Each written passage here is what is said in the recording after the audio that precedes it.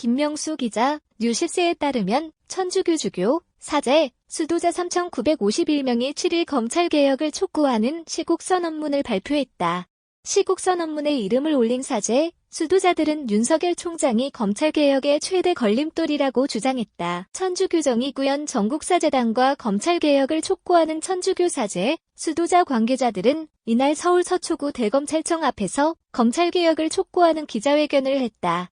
시국선언문에 서명한 천주교 사제, 주교, 수도자들은 코로나19 사태의 근원적 해결을 위해서 머리를 맞대야 하는 이때 검찰개혁이라는 수건을 놓고 분열하는 것은 옳지 않다고 했다. 이어 검찰총장이 이런 개혁 방향에 반발함으로써 스스로 최대 걸림돌이 돼버린 현실을 어떻게 받아들여야 하는지 모르겠다며 검찰개혁의 필요성은 법무부 장관이 제기한 직무배제의 6가지 이유에서 여실히 드러났다고 말했다. 그러면서 남의 허물에 대해서는 티끌 같은 일도 사납게 따지면서 자신에게는 한없이 관대해지는 검찰총장의 이중적 태도는 검찰의 고질적 악습을 고스란히 보여준다고 했다. 또 검찰은 오늘 이 순간까지 자신이 걸어온 시간을 돌아보면서 참회하기 바란다며 우리는 검찰의 권한을 남용해 불러일으켰던 비통과 비극의 역사를 생생하게 떠올린다고 말했다. 정의구현 전국사제단 대표를 역임한 김영식 신부는 시국선언문 낭독에 앞서 검찰개혁을 위해 잠잠히 물러나 기도해야 할 종교인들이 길 위에 다시 나섰다며 다시는 종교인들이 거리 위에 서지 않도록 해주기 바란다고 말했다. 김 신부는 더불어민주당을 향해 4.15 총선의 민의를 알아차리지 못하나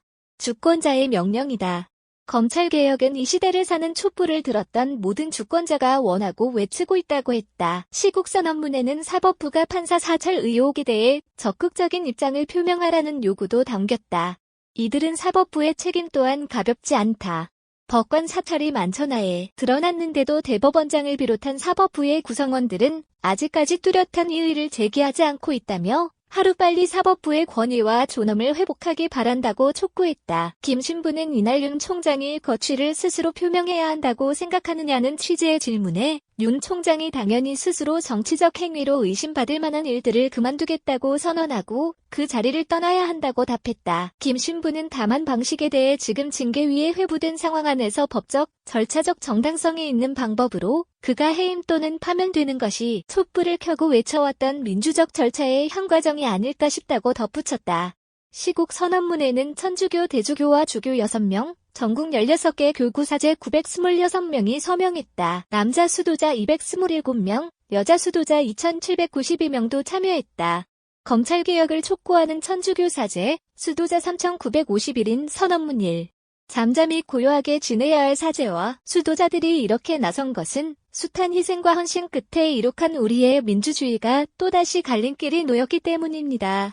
이 순간 많은 사람들이 검찰개혁이라는 네 글자에 주목하고 있습니다. 사람들의 생존과 명운을 쥐락펴락해온 검찰의 진로가 어느 쪽을 향하느냐에 따라 삶이 달라질 것이기 때문이며 지금이 아니면 문제의 검찰개혁이 영영 어려울 것이라는 위기의식 때문일 것입니다. 한편 오랜 세월 반칙과 특권에 기대어 살아온 집단의 기득권 수호를 위한 반격 또한 만만치 않습니다.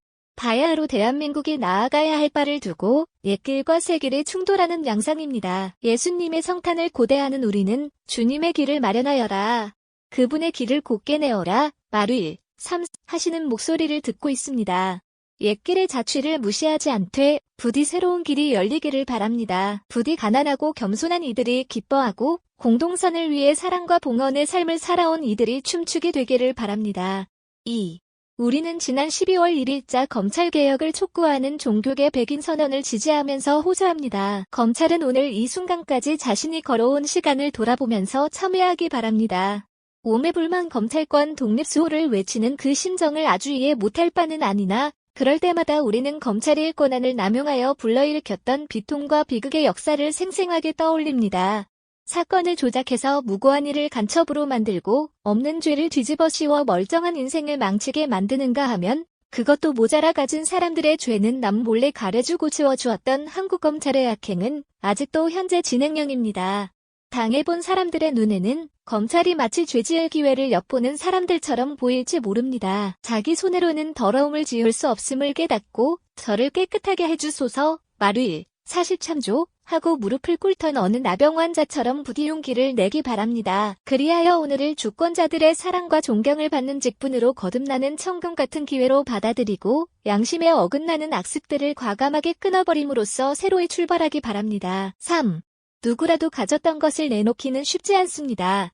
하물며 독점적으로 행사하던 권한들을 포기하는 일은 더욱 그럴 것입니다. 하지만 소송 때 남을 지게 만들고 재판하는 사람에게 올가미를 씌우며 무죄한 이의 권리를 까닭없이 왜곡하는 이사 29, 21 악행이 가능했던 것은 수사든 기소든 하고 싶으면 하고 하기 싫으면 하지 않아도 되는 그러고도 결과에 대해서는 일체 책임을 지지 않는 무제한의 권능 때문이었습니다. 앞에서는 부패와 거악을 척결한다면서 뒤에서는 현직과 정관들이 밀어주고 당겨주는 뒷거래를 일삼았을 수 있었던 것도 마찬가지 이유입니다. 하지만 메밀 같은 미물도 때가 되면 허물을 벗습니다. 과거의 허물을 벗는 일을 겁낼 필요가 없습니다. 검찰 독립은 검찰의 독점권을 포기할 때 시작될 것입니다. 이것은 인생의 이치이기도 합니다. 공익을 지키기 위해 수고하는 대다수 검사들의 명예와 긍지를 회복하기 위해서라도 검찰은 새로 태어나는 진통을 감수해야 합니다. 4. 대한민국의 민주주의는 오래전부터 권한도 책임도 골고루 나눠서 만사가 조화롭게 균형을 이루는 국가 공동체를 바라고 있었습니다.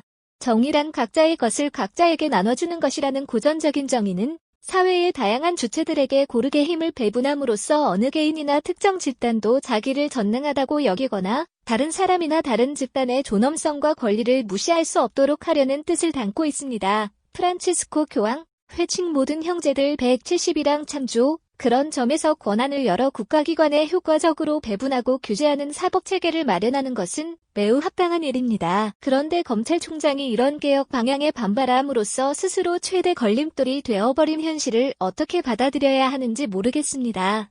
법무부 장관이 제기한 직무배제의 6가지 이유에서 여실히 드러났습니다만 남의 허물에 대해서는 티끌 같은 일도 사납게 따지면서 자신에게는 한없이 관대해지는 검찰총장의 이중적 태도는 검찰의 고질적 악습을 고스란히 보여줍니다. 특권층의 비리와 범죄에 대해서는 얼마든지 눈 감아주지만 자신의 이해와 맞지 않으면 그 어떤 상대라도 그것이 국민이 선출한 최고 권력이라도 거침없이 올가미를 들고 달려드는 통제불능의 폭력성을 언제까지나 참아줄 수 없습니다. 5. 아울러 언론의 책임을 묻지 않을 수 없습니다. 펜과 혀는 창과 칼보다 무섭습니다. 사람을 살릴 수도 죽일 수도 있습니다. 입만 열면 나라가 곧 망할 것처럼 쏟아내는 거짓 뉴스들 때문에 시민들의 영혼은 하루하루 병들어가고 있습니다. 하지만 지금 대한민국은 건너야 할 다리를 힘겹게 건너고 있을 뿐 올바른 방향으로 가고 있습니다. 오늘과 같은 재난 상황에서 언론이 해야 할 일은 불안을 부추기고 선의를 왜곡하는 것이 아니라 이른바 성공한 사람들이 앞장서서 개인의 능력과 에너지를 공공재로 여길 수 있도록 독려하는 것입니다. 공동선 실현을 위한 일련의 개혁 조처들을 비웃고 회방할 게 아니라 혜택과 행운을 누려온 이들이 먼저 익숙한 과거와의 결별하고 낯선 미래를 두려워하지 않도록 격려해야 합니다. 특권 사수를 위해 결사항전에 나서도록 부채질하는 대신 만족할 줄 알면 욕됨이 없고 그칠 줄 알면 위태롭지 않다는 옛사람들의 지혜를 나누어 주어야 합니다. 언론은 진실을 격려하고 거짓을 꾸짖는 본래의 사명을 어서 회복하기 바랍니다. 6. 사법부의 책임 또한 가볍지 않습니다. 재판관 사찰이 만천하에 드러났는데도 대법원장을 비롯한 사법부의 구성원들은 아직까지 뚜렷한 이의를 제기하지 않고 있습니다. 검찰이 재판관을 압박하여 판결에 개입하는 몹쓸 행태를 무심히 바라만 보고 있습니다. 기득권 최후의 보루가 되겠다고 작정한 것은 물론 아닐 것입니다만 심지어 재판관에 대한 사찰과 정부 정치를 업무상의 관행이라 강변하여도 그저 묵묵부답하는 대목에서는 불안과 의구심을 떨치기 어렵습니다. 하루빨리 사법부의 권위와 존엄을 회복하기 바랍니다. 7.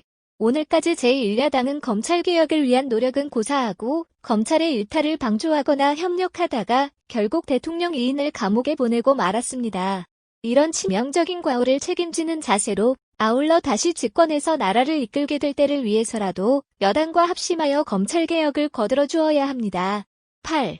내년은 김대건, 최양업 탄생 200주년이 되는 해입니다. 차별과 불평등의 금기를 뛰어넘어 평화와 인간 존중을 소망했던 조선 첫 사제들의 정신을 본받아 그리고 인권과 정의, 민주화와 통일을 위해 일하다 쓰러져간 수많은 김대건, 최행업들의 숭고한 희생을 기억하면서 사제와 수도자의 본분과 사명에 더욱 헌신하기로 다짐합니다. 9. 신앙인들과 시민 여러분께 호소합니다. 생태계 말기적 파국의 리허설이나 다름없는 코로나 사태의 근원적 해결을 위해서 머리를 맞대야 하는 이때에 검찰개혁이라는 수건을 놓고 분열하는 것은 옳지 않습니다. 사랑과 정의, 연대와 같은 선은 단번에 영구히 실현되는 것이 아니라 날마다 쟁취해 나가는 것, 회측 모든 형제들 11랑 임을 되새기며 실망하지 말고 힘을 모아야 합니다. 어려운 이웃의 겨울을 돌보고 저마다 역량을 다하여 정의와 인권을 회복하는 데 모든 이가 정성을 다하기를 바라며 기도합니다. 2020년 12월 7일 대림 제2주일 인권주의를 지내며 검찰개혁을 촉구하는 천주교 사제 수도자 3,951인 천주교 정의 구현 전국사재단